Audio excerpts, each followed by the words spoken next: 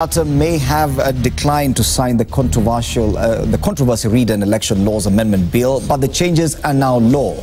By failing to send the bill back to Parliament with a memo on reasons for refusing to sign the bill, the President ensured the amendments, as passed by Parliament, automatically became law after 14 days. The new laws have been gazetted and come into force in 2 weeks' time, meaning the Supreme Court will have to rely on the latest laws in determining any presidential election petitions brought before it with regard to the repeat presidential election held on October 26th. Now, speaking of the Supreme Court, there are already 2 petitions before it related to the repeat presidential poll. Pokot South MP David Kosing in his petition is asking the judges to declare that Kenyatta was validly elected despite the boycott by NASA and the failure to conduct the elections in 25 constituencies. Before the same court, a section of the civil society wants Kenyatta's win nullified, arguing that the election was not conducted in accordance with the constitution and election laws. Meanwhile, NASA is pushing on with its plans to kick off its national resistance movement, while at the same time, it has incorporated governors in its plans to establish a People's Assembly. Which way Kenya, we ask? Welcome to Citizen Extra. My name is Freddie Ndimuli. This morning I'm privileged to have with me in studio Farah Maalim, a former Deputy Speaker of the National Assembly. It's good to have you, sir, in studio. And Sami Mwaita, former MP Baringo Central. Thank you. In a short while, Njogu Barua, former MP Gishugu constituency, and Odoyo Owidi, political commentator, will be joining us as well.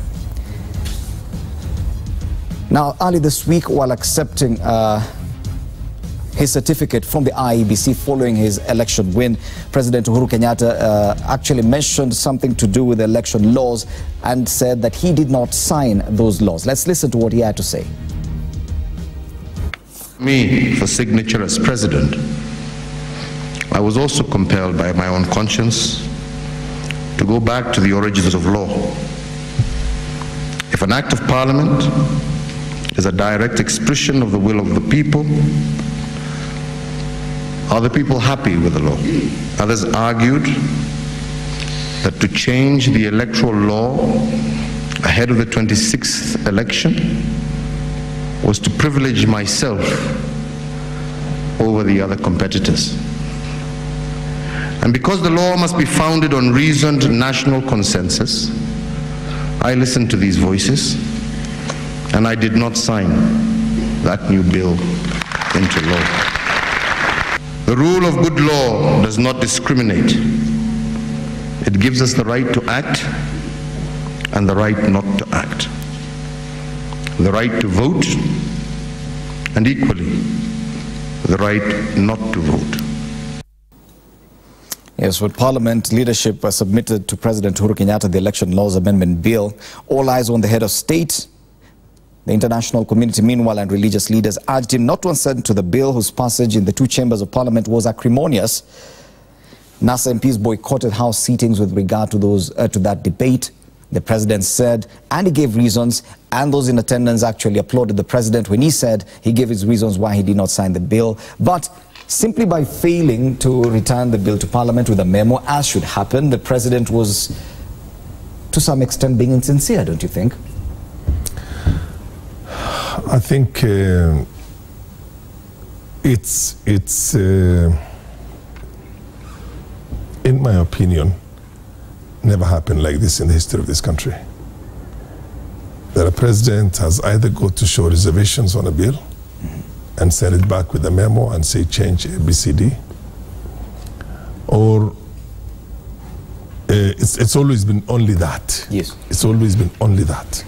The other option of allowing the bill to continue and then to lapse because of the time frame that's there, that essentially is I wouldn't use that very strong word on a president on insincerity, but I think there's a lot that's going to be written about it in the course of our history.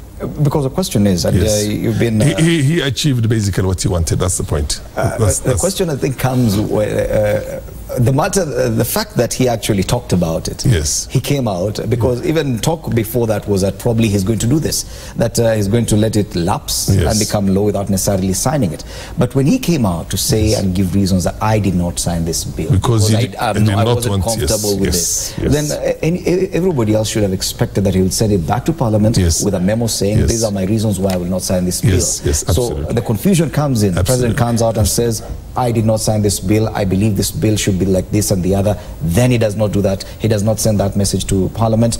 Then it becomes law just like that. Don't you think that insincerity is a word we can use in this instance? Not really, Fred, because remember the president talked about Parliament is actually the will of the people. The parliamentarians did what they did. And he also said, on the flip side, he listened to the voices. And being where he was like between the Harok and Hardwell, that he had to listen to the voice of the people, at the same time be alive to the fact that the Constitution has a way of doing it. Parliament did pass the law. Of course, NASA boycotted. That was their right to boycott. And the president let the law take its course. The 14 days lapse, continue. Because the question, I think, and again, the statement that was given by the president that he did not want to take an undue advantage. Yes. You saw the statement that he did not want to be accused to have taken an undue advantage. Clearly, this was an undue advantage right from the beginning. The idea was to have an electoral law that is going to cure the reasons why NASA. The elections of 8th of August were nullified by the Supreme Court. The Supreme Court interprets the law. Yes. Parliament makes the law. So the idea was change the law so that even if there's a petition in the future, then Supreme Court has no choice but to interpret it differently from the perspective of a change of law itself, which in my opinion was very, very bad and very unfair. And then to allow it again to lapse, I think this country is increasingly going in the wrong direction. Very, very bad. You're the one who questioned the word insincere. For insincerity in the statement he made on Monday. It's there. I mean, it's not only insincerity, it's a contradiction, serious contradiction, that you want to take a moral high ground and say that this is the reason why I did not do this, and then you allow it to have exactly the same effect that you avoided. You see what I mean? Exactly. I don't know who is advising the president. I mean, it's really, really bad, because he is coming out in an extremely bad light in all these things. And it's clearly, I mean, there's you know, one time the former president, Mike Kibaki, was in the House. We were in the opposition in the Senate Parliament. He says, it takes a little bit of brilliance for you even to cheat cleverly and smartly. You see what I mean? To have an undue advantage. But then somebody, there has to be some smart minds around there who will look around for a way in which some of these things, you know, the president has a chance of coming out of it on top. But right now, the way it is, it's going to be the talk of town. It's going to be the debate in lots of places, but it's extremely in bad light. Yes, because the president mentioned the fact, and when Afara Malim repeated that he did not want to have undue advantage, yet where we stand right now, he appears to have it. Because there are petitions before the Supreme Court. Now, the laws that the Supreme Court has to work with now are different from what they had previously. They've changed everything with regard, keeping in mind the way the Supreme Court nullified the election of August the 8th. Don't you think that the president did not really need to make that statement that he made earlier this week? I don't think so, because you see, as the president, as I said earlier, this shows that our Constitution is alive. Why is it alive? It shows the processes. If the president doesn't sign or assent to any law, any bill, within 14 days, it becomes automatically. So what you are saying is the president was giving the Constitution an opportunity to take its course, the full course. In this case, I don't think he was sincere. He wasn't. Okay. You see, the presumption. I want to maybe give a little bit of an idea to my friend Moita. We were together in the same parliament, in the 10th parliament.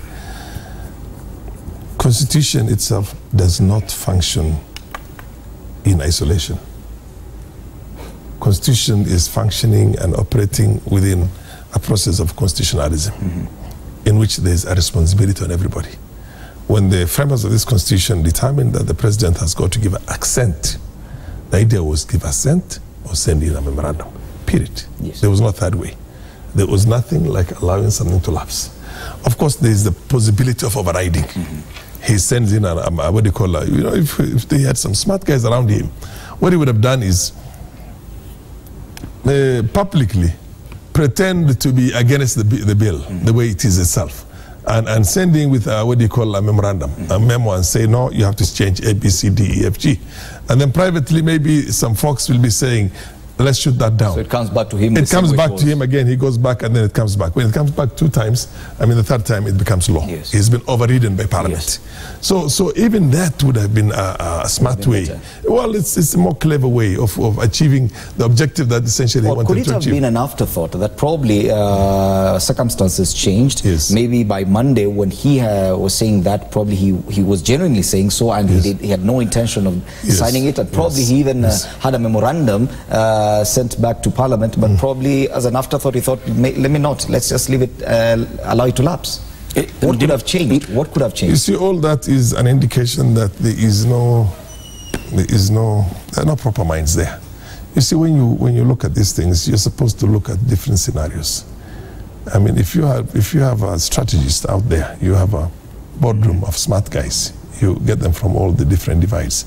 You look at every scenario. You look at this option, this is a possible option, and then finally come up with something that essentially will vindicate you in all of them, in the very least. You see what I mean? One way or the other, don't come out with a political loss. Yes. If you can come out with a very powerful political gain in that, at least remain, let the status quo remain in a manner in which that you haven't lost so much. But you see right now the way it is coming out, the word you used is coming out in a big way. And look at the kind of the field day that the media and other, what do you call, commentators are going to have. The media is having a field day with I this. know, it's going to have a serious field day with it, yes. Very, very serious field day. Because then the question is, I mean, how do we trust them? You know, that is the apex. That is the apex. That is where the final trust of the state itself and the sovereignty. You see, the sovereignty of the country itself is rests with the people. Yes. But it's exercised through, you know, the elected leaders. So that apex, that pinnacle of the sovereignty exercise itself is the president. Yes. So that's where the dignity and everything is there. And whatever the president says, everyone takes it Absolutely, seriously. absolutely. When the president comes out, and you saw the kind of applause that he received when he said, he actually said, yes, I made this decision not to sign. He came out very strong, but, very strong. Yes. Yeah. But what we needed then days later, you see the same effect. Things have changed. Bwana Mwaita, don't you think that probably something could have happened between Monday when he said that, and maybe the following day something happened and he said, okay, fine, let me not send the memorandum back to Parliament, let it just lapse? In my view, Fred, is that it's not an afterthought. As my friend has put it, that there's a possibility. You see, the drafters of the Constitution had put that 14-day period. There was a cap. It's not a question that they were trying to read the president's mind. He also said, he listened to the voices, but he also must be alive to the people's will, expressed by the representatives of the people, the National Assembly. So, as earlier I said, the possibility was there for him, of course, to send a memorandum. But he opted to say, let the law take its course. Yet the president has an obligation to actually guide even Parliament in as far as some of these laws are concerned. That's why he has that route of sending back a memorandum to the House. He did not use that route, don't you think, by refusing, if he agrees that the law is not good for the country, then he allows Parliament to just go ahead, he allows such a thing to lapse. Don't you think it's a bit off? I don't want to use another word which will be called difficult as well. I don't think in the Muli, because if it's a case of saying the law is bad, the courts are there. Anybody who is aggrieved can go to court and say, can you tell us the constitutionality of this particular piece of legislation? That is the route which is open to anybody who is aggrieved. In this particular case, the president discharged his mandate.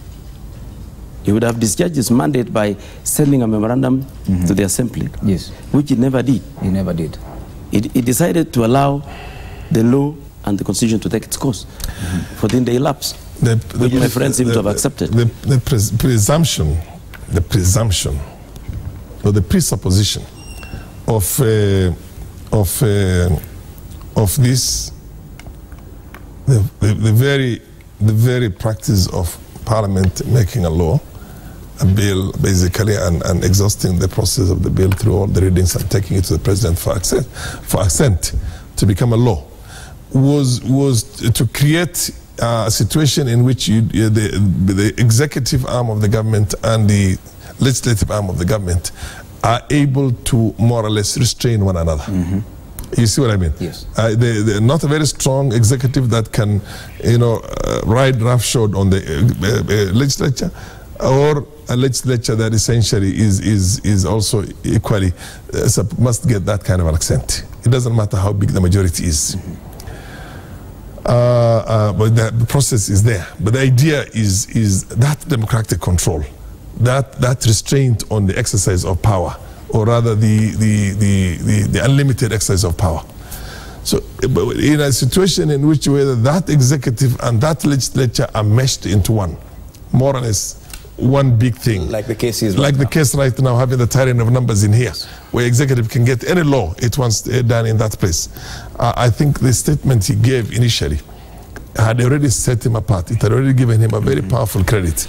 But unfortunately, that credit has again been swept away. Yes. Do you think going forward, this is a kind of thing that we expect that, given that's the kind of majority that Jubilee has in Parliament, that they'll be passing laws? Oh yes, oh yes. I mean, it's going to be what you call parliamentary despotism. It's going to be a form of tyranny. It's going to be a serious tyranny, and serious despotism. Of course, the sad thing in some of these things, when you look at it historically, the very people who allow these things, the very people who are used as voting machines, I mean, that's essentially what these numbers are right now. They're not, there's no debate, there's no thinking, there's no constraints on the power. You see, this is supposed to be the rule of law. And what you call the democratic accountability are supposed to be the constraints on the powers of the executive, the government for that matter. Because the government has the monopoly of force, it has the monopoly of power itself. And this right of recall every 5 years are supposed to be the restraints on that, or the constraints on that power. Now the moment you eliminate that, then you create a very powerful despotism, dictatorship in a sense. You can even call it constitutional dictatorship, in which it's through the constitution, but essentially the very people who are responsible for these things become the victims of that. Are you getting my point? Yes, yes. Because absolute power corrupts, and power corrupts, and absolute power corrupts absolutely. So it's only a matter of time that the same people who are right now voting machines will begin feeling what do you call the heat of this unlimited power without any constraints. Yes, of course, Bwana Mwaita, it will be all rosy to start with, but as Bwana Farah Maalim puts it, if it continues like this, there's a problem. The majority that Jubilee has in Parliament is a clear majority, and no one is doubting it. It is one of those, the kind of numbers that are scary, even to some people watching from outside. But if at all, the President has a duty as well to assure Kenyans that whatever Parliament does will still be checked, despite the fact that it's my party and my party has the majority. I will still check what they do. By choosing to step back and allow such a law to lapse without even appearing to give parliamentarians some guidance on some things and say, at least here, you would have done it this way, don't you think that that's abdicating in his role? I don't think so, Ndimuli, because parliamentarians express the will of the people. The majority you're talking about in Parliament is a result of the people. The people went to the ballot, they chose a majority of Jubilee members of Parliament, and the people we blame is the people of Kenya. But the people of Kenya have said, we want more members of Parliament from the Jubilee side, which is the President's side. So there's nothing you can do about that. You must respect the will of the Kenyan people. I want to respond on what my friend has said, who was my speaker in the 10th Parliament. And he was very good in Parliament then. When he talks about the members as voting machines, I disagree. These are leaders elected by the suffrage, the Kenyan people, the 290 constituencies, where people have registered as voters. At the time of ballot, they cast their vote, and they are there in their own right to represent. Yes. And when they are casting their votes in parliament, they are voting on behalf of the people. They can't be voting machines. That would not be the right thing. But surely, Bwana Mwaita, we watch this live proceedings in Parliament, and we see when it's a bill sponsored by the Jubilee side, no single member from Jubilee will vote against it. At least not yet, in as far as the 12th Parliament is concerned. Where we are, probably after a few years, the dynamics may change. But where we are right now, we do not see the possibility of even a single member of Jubilee going against any bill. Don't you think that can be defined as a voting machine? Because simply you're not doing anything independently, you're just voting according to the party line. What happens in the Muli is that there is a PG, parliamentary group meeting, where they discuss issues, and my friend Speaker is aware of that, where they discuss and agree on what to do. In this particular case, the Jubilee had its own PG, and they may have agreed to vote in a certain manner, in line with the manifesto of the party. Yes. This is it. And so, as going forward, whatever happens in future, we can predict. And I recall during my time, and Farah will attest to it, there were instances where members were voting against. But in this particular instance, maybe they all agreed to a certain line. It was one voting machine. But Farah Maalim, when you go back to the word insincerity that you questioned when we started the show, don't you think that probably this insincerity did not start on Monday? It started way back. The president must have been very much aware of what Parliament was doing. After all, it was the Jubilee side that pushed through this bill, that he knew all the provisions contained in it, that he knew if at all he thought it was weak or had problems, he was aware that Jubilee Party was holding a parliamentary group meeting, and this is what they had come up with. Then you come up later and say, no, I thought this law is not really nice, then it lapses. What does that really say? I think we have given our piece on this thing. The whole idea was designed to emasculate. You see, the judiciary had done what was never expected of the judiciary. The Supreme Court nullified an election on irregularities and illegalities. And right now, what basically there was an outrage. The leadership of Jubilee and the rank and file of Jubilee were upset to the extent of basically trying to destroy the credibility of that arm of the government that had exercised its independence for the first time in a very long history of this country. And that became actually a classic example of what a judiciary, a Supreme Court should do and how it should behave. So much so that people would be borrowing from us, including in the first world countries, in developed world. And there was a powerful debate. Look at the independence and look at the caliber and the character and the content of the members who constituted that. And then, of course, giving a dissenting, what they call judgment, which was equally very exhaustive, both by Njoki Ndungu as well as Jackson Ojwang. Perfect, in my opinion. They had their own reasons, but of course that's how always the Supreme Court functions. But here was the government of the day, which was now trying to cure that, so that Supreme Court does not have that independence to more or less view or rather determine matters in line with the way they determine it, which got us all that acclaim. Is that the feeling right now that the Supreme Court has lost the kind of power it had prior to... Of course, I mean the Supreme Court, judges do not make the law themselves. Judges interpret the law. So when you amend the law, they interpret it in accordance with the amendments that are there. You see what I mean? The lawmaking body is there. Of course, there are so many schools of thought. There are certain jurisprudential schools of thought that will look at this thing differently.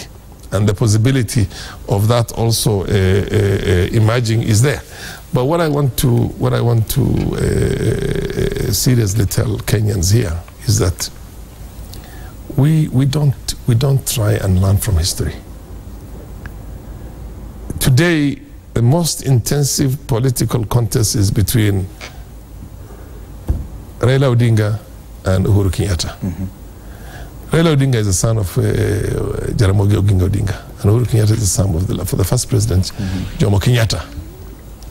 And you know, those people who have read history, I know Kenyans have no much interest in history these days, particularly the younger generation, including most of those who are in parliament today. Kenyatta became a president more than anything else because of the efforts that Jaramogi put in there. He went to the extent of even causing a blasphemy and saying that Kenyatta is our God. The other colleagues who were with him, not rumor, but basically information has it they wanted to go ahead and form a government and proceed and get Uhuru, independence, even when Kenyatta was still in jail, and wait until he comes out. But this is the guy who said, initially they started with Uhuru and Kenyatta, and he said Kenyatta and Uhuru. And he became his first vice president. And then among the people who were with him, very close to him, were the late J.M. Kariuki and many others. Billard Kagia, you know,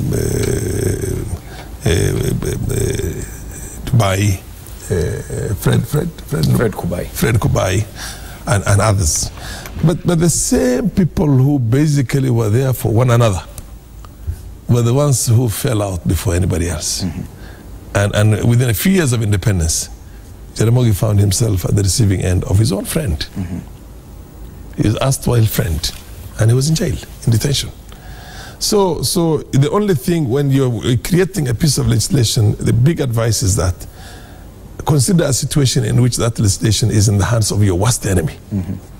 And if you can be comfortable with having that piece of law in the hands of, or rather with the powers of your worst enemy being in place, then that's fine. That law is good. Yes. Now, when you look at it always from the expediencies of the moment, that you want to win this, you want to form a government, we are in Jubilee, and we are in Jubilee that time. Just wait, because we've seen it. Kanu was there.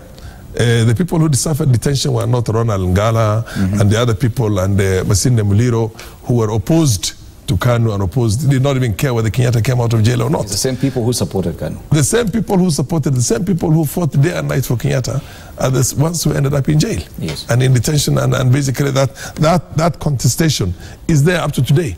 So these people who will allow a piece of legislation that is fair enough as long as you are on the winning side, and as long as the power is not being used, that piece of legislation is not being used against you, had better begin looking at a situation in which they will be at the receiving end of it.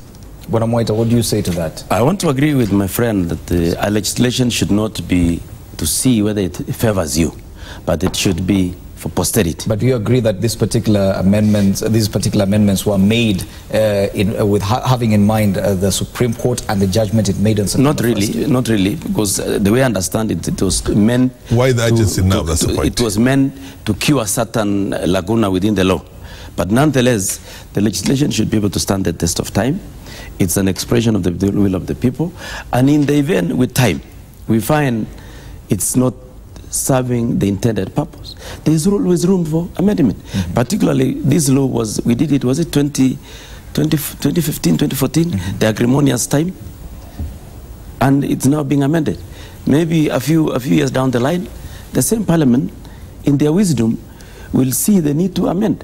And in any case, it's dynamic. This lawmaking is dynamic. It doesn't have to be static.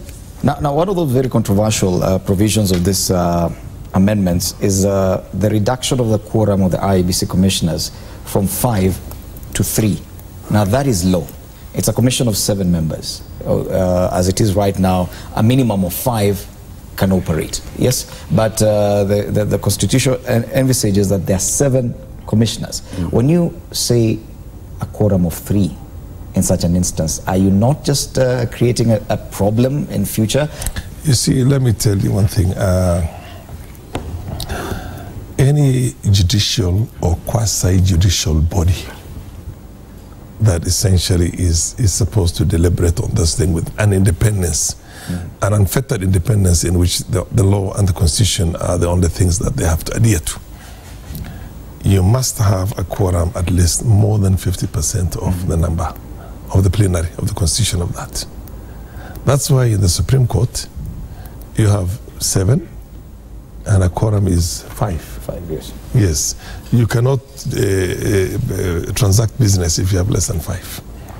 Now, to allow this without simultaneously also saying, okay, even the Supreme Court can have 3, is you know, the height of not curing a mischief, but a mischief in its own right. And even going ahead and trying to come up with a situation in which you say anybody can chair it. The chairmanship of that body itself is a constitutional chair, defined properly in the constitution, in the law. The law is there. The law is expressed. There is no way the number two, the vice chair, can become the chair, because she has to be. Well, it is now law. But now, but you see, these are the kind of things that, and then you say anybody with a first degree. I mean, okay, at least that as far as the qualification of the chairperson, that amendment was dropped. That's the only thing they removed from the initial bill, yes. The qualifications of the chair. But everything else, the quorum, the fact that any other member within the commission can take the positions or the position of chairperson. But don't you think, as Bonafara Maalim says, some of these things contradict the constitution and could be challenged in a court of law? If that happens and they're thrown out, don't you think politically it's also an embarrassment for the President, Bonamaita? If it is challenged in court and is thrown out, then it's not an embarrassment to the president. It shows how active our law is, and it shows how this government is guided by the rule of law, because it will respect what the courts will do. Nonetheless, when they were working out this bill, and that intention to reduce the quorum from 5 to 3, it was subjected to public participation. Members of the public came in, including IBC itself. They had the opportunity to say, no, we suggest instead of reducing to 3, retain at 5. They had that option, and the public had the option to present their views. And nonetheless, maybe this was to expedite decision-making and operations of the commission. Okay. Yeah. As a deputy speaker, you've seen how such bills are passed in parliament, even that thing of public participation, because but they're not obliged, that committee is not obliged to take any of these recommendations or proposals or opinions of these members, because I do understand IBC appeared, and that issue of the quorum was one of those that they mentioned and said that will be a problem, yet the committee is not obliged to take it up or to even change it. This public participation, are we using it simply as a formality? Let me tell you, I've seen Parliament at work, and the management of the transaction of business in Parliament, in the 11th Parliament.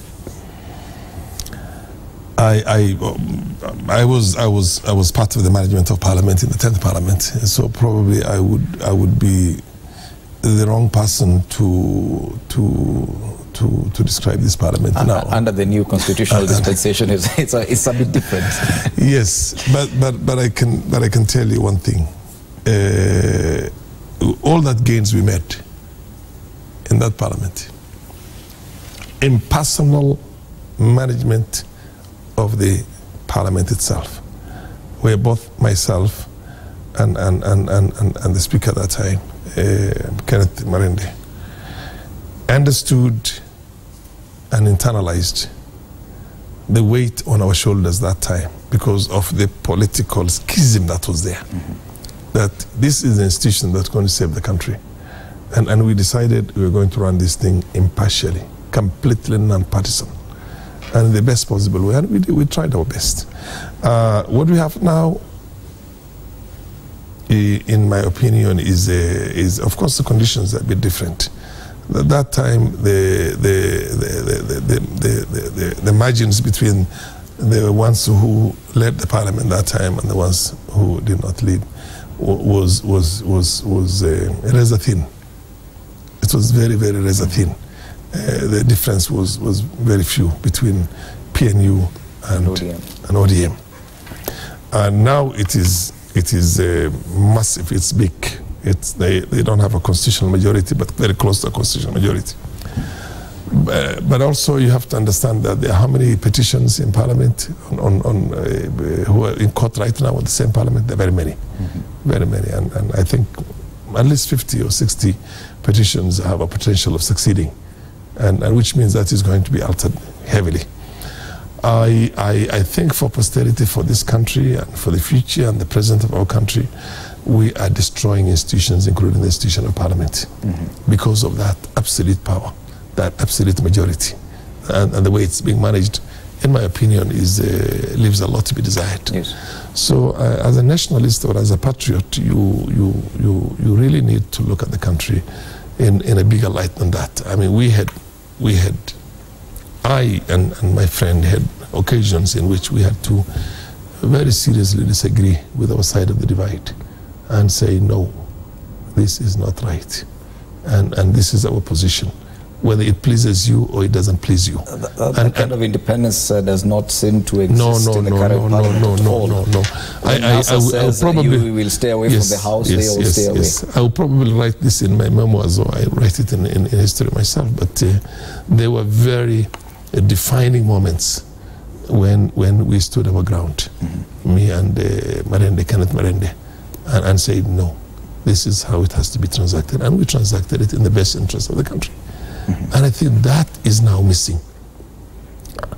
I can tell you I am divorced right now from that partisan contest between my, what you call coalition, NASA coalition, and Jubilee in this case, in the manner in which I'm trying to look. But I'm a very disturbed person because I can see our country going to the dogs. And it's bigger than a political persuasion. It's bigger than who you wanted to be the president and who you did not want to be the president. The country has to be saved. And I think there is a powerful, very powerful obligations on the shoulders of somebody like Uhuru to be able to reach out and make sure that we save this country. For information, if we maintain the kind of divide that's there, that very powerful acrimonious divide that we have generated over this period of time, in every sector, at the political level, IEBC itself is such a discredited body right now as constituted, and nobody thinks that they have carried out any credible elections, and true to be it, that's basically how it is. And then, of course, the divide between the different communities.